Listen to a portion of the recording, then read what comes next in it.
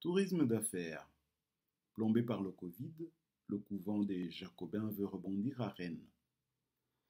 Si le tourisme de loisirs a réussi à sauver sa saison estivale, le tourisme d'affaires est frappé de plein fouet par la crise sanitaire. À Rennes, île et Vilaine, le couvent des Jacobins a connu une chute brutale de son activité. Le tourisme d'affaires est sinistré, l'inquiétude est très grande.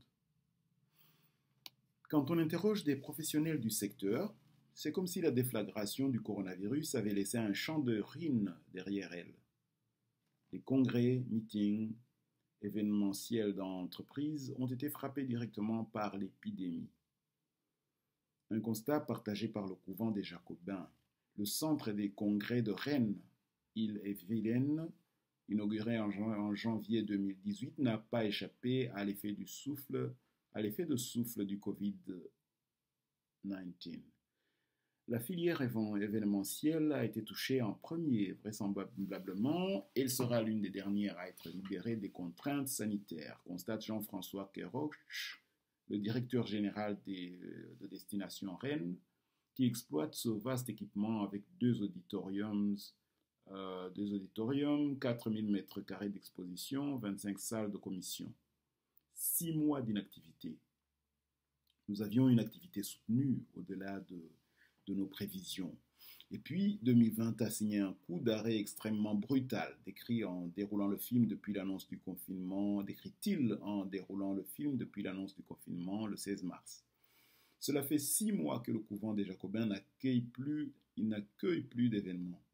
6 mois d'inactivité qui contrastent avec une intense activité en coulisses, car pendant tout ce temps-là, nous avons été constamment en relation avec nos clients. Pour l'équipe du centre des congrès, il a fallu détricoter l'agenda. Des événements ont été reportés, d'autres annulés. Pour 2020, nous avions 175 événements au portefeuille. Au final, nous en accueillerons 70, soit 45% de ce qui était prévu.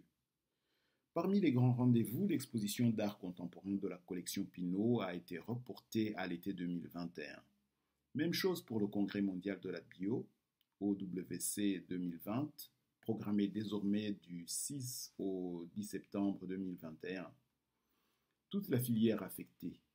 Les premières notes de la rentrée résonneront le 17 septembre avec le retour de l'Orchestre national de Bretagne dans le grand auditorium des Jacobins.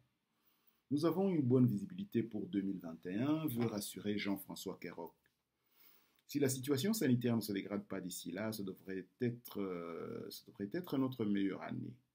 Ce qui ne l'empêche pas de penser à l'ensemble des professionnels qui gravitent autour du centre des congrès. Je n'oublie pas tous les acteurs de la filière, qu'ils soient partenaires ou prestataires. C'est dur pour eux, mais ils restent très motivés à l'idée de voir l'activité reprendre. Des motifs d'espoir pour 2021. D'après le directeur général, le couvent des Jacobins évite le naufrage financier. Ce grand paquebot, qui a coûté 107 millions d'euros, a pu amortir le choc grâce au contrat de délégation de service public qui le lie à Rennes Métropole. Si on raisonne sur l'exercice 2020, c'est vrai qu'il y a un trou d'air, mais il n'effacera pas les bons résultats des années précédentes. Autre motif d'espoir pour Jean-François Kerroche, la crise sanitaire n'a pas, selon lui, bouleversé les habitudes de la clientèle d'affaires. Les congrès ne vont pas disparaître.